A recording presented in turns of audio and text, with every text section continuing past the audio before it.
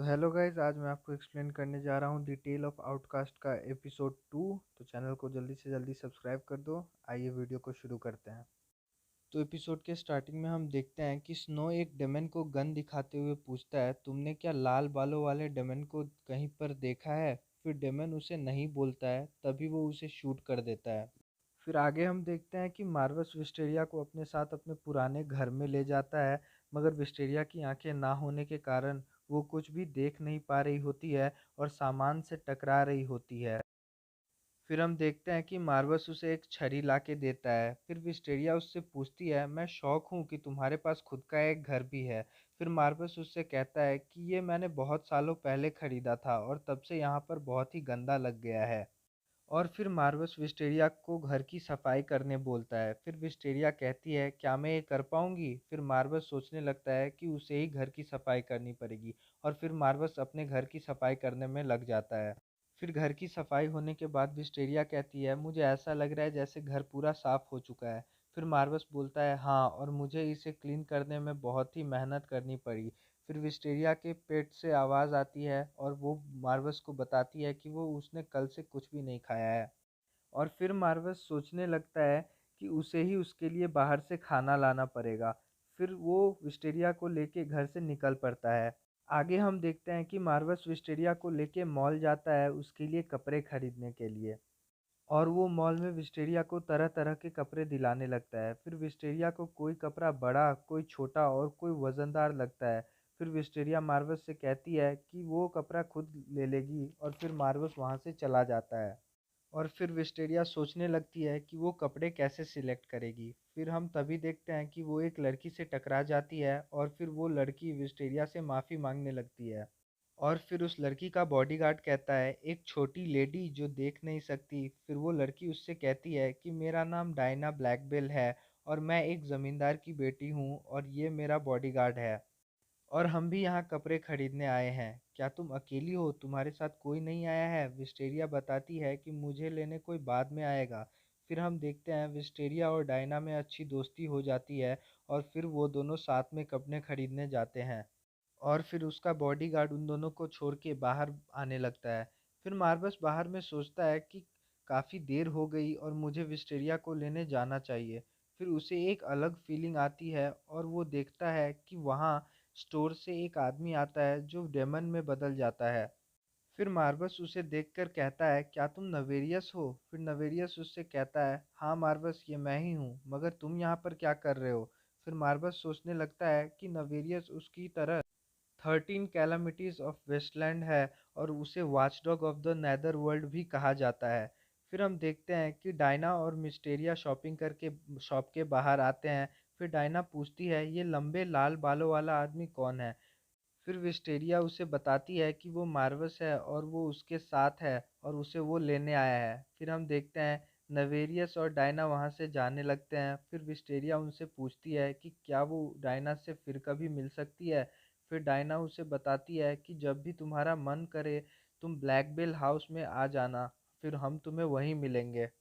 फिर विस्टेरिया खुश हो जाती है। फिर मार्वस विस्टेरिया को एक बड़े आलीशान होटल में खाना खिलाने ले जाता है और फिर वो विस्टेरिया को अपने हाथों से खिलाता है, जिससे मिस्टेरिया को याद आने लगता है कि जब वो छोटी थी तो उसके साथ कोई नहीं खाता था, लेकिन सिर्फ उसका बड़ा भाई उसके साथ मील शेयर करता था, जिससे वो बहुत ही ज़्यादा खुश हो जाती है। और उसके भाई के बाद वो पहला आदमी है जो उसके साथ खा रहा है और वो बहुत ही अच्छा है और इसीलिए वो मार्वस के साथ हमेशा रहना चाहती है। और फिर विस्टेरिया मार्वस को खुल के अपनी फीलिंग बताने लगती है। फिर मार्वस कहता है कि देखो, मैं एक डेमन हूँ और मैंने तुमसे एक वादा लिया है कि मैं तुम्हारी ख्याल रखूंगा और मैं हमेशा तुम्हारा ख्याल रखूंगा, तो तुम्हें कुछ भी सरप्राइज होने की ज़रूरत नहीं है। फिर वो दोनों वहाँ मील इंजॉय करते हैं और फिर मील खा के जाने लगते हैं। और आगे हम देखते हैं कि मार्वस अकेले कहीं जा रहा होता है। फिर उसे याद आता है कि उसे नावेरियस ने कहा था कि एक उसी की तरह 13 कैलामिटीज का डेमन मर गया जिसकी किसी ने जान ले ली। और फिर वो लोग सोचते हैं कि उन दोनों पे भी वो खतरा है। फिर मार्वस सोचने लगता है कि वो कौन होगा जिसने इस कत्ल को अंजाम दिया होगा। फिर स्नो मार्वस को फुटवर्क करते हुए देखता है और बोलता है कि लंबे लाल बालों वाला आदमी, मुझे इसके पीछे जाना चाहिए, मुझे ज़रूर कुछ पता चलेगा। और फिर हम देखते हैं कि मार्वस को भी इसकी भनक लग जाती है। फिर मार्वस एक कॉफ़ी होटल में जाता है और बैठ जाता है। फिर वहीं पर स्नो आता है और उससे पूछता है क्या मैं यहाँ पर बैठ सकता हूँ। फिर वो वहाँ पर बैठता है और टेबल के नीचे गन मार्वस की तरफ कर लेता है।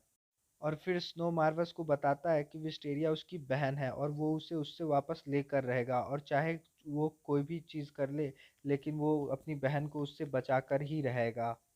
फिर हम देखते हैं कि मार्वस अपने लंबे बालों से उसकी गन को पकड़ लेता है और बोलता है कि मैं उस जंगल के पीछे रहता हूँ, तुम वहाँ आना, वहीं पे मैं और मिस्टेरिया रहते हैं, अगर तुम उसके सच्चे भाई हो तो तुम वहाँ पर ज़रूर आना। और फिर वहाँ से मार्वस उस जंगल के बाहर अपने घर आता है जहाँ पे विस्टेरिया उसका वेट कर रही होती है। फिर मार्वस को पता रहता है कि स्नो उसके पीछे पेड़ से उसे देखकर छुप के देख रहा है। फिर वो स्नो को बाहर आने बोलता है। फिर स्नो बाहर आता है और विस्टेरिया को कहता है कि विस्टेरिया, मैं तुम्हारा भाई हूँ और तुम्हें मैं इस डेमन से बचा के रहूँगा। फिर हम देखते हैं कि स्नो मार्वस की ओर एक गन दिखाता है। फिर हम देखते हैं कि विस्टेरिया बीच में आ जाती है और कहती है कि मैं तुम्हें और मार्वस दोनों को पसंद करती हूँ और मैं तुम दोनों के साथ रहना चाहती हूँ।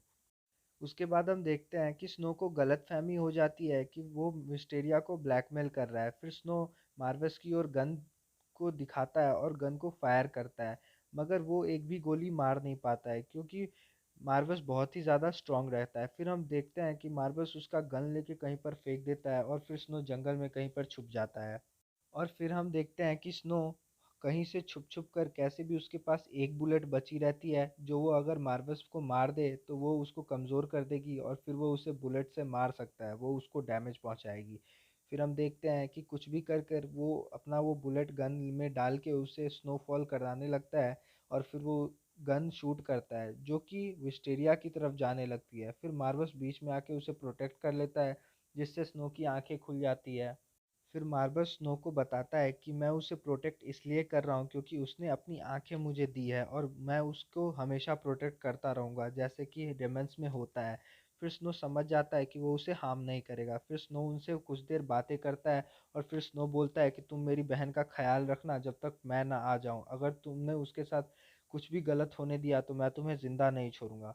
और फिर हम देखते हैं कि स्नो वहाँ से जाने लगता है और मार्वस सोचता है कि दोनों भाई बहन मेरी ज़िंदगी में बहुत अच्छा काम कर रहे हैं और दोनों ही मुझे रोमांच दे रहे हैं। फिर हम देखते हैं कि स्नो चला जाता है और फिर वो विस्टेरिया को लेकर वहाँ से कहीं और जाने लगता है और दूसरी एपिसोड वहीं पर ही ख़त्म हो जाती है।